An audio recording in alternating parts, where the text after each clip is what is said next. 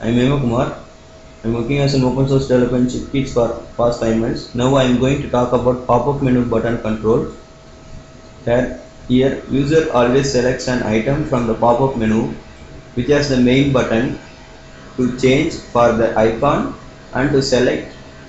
for the label menu item. And unlike the menu or menu bar controls, where this pop-up menu always supports the single level menu. Based on this concept, I am using a move rotate function where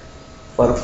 move I am giving id as move1 and I am giving x from x2 and y from y2 for the value, and for the target I am giving here as image, which is the image id, and for the rotate I am giving id as rotate, and from angle 2 values are also given, and again it's the target is image, and I am using another move function,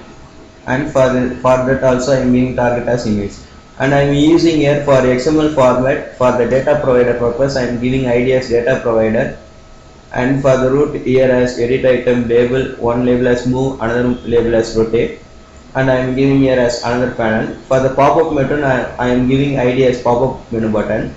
and for the data provider this id has to be get, so I am giving it as source, that's icon like, and for the label field I am using here at label, and for the item click here as action to event, which is we are going to see that function, and for the image previously saw this image, this id image is taken as target, and for the source as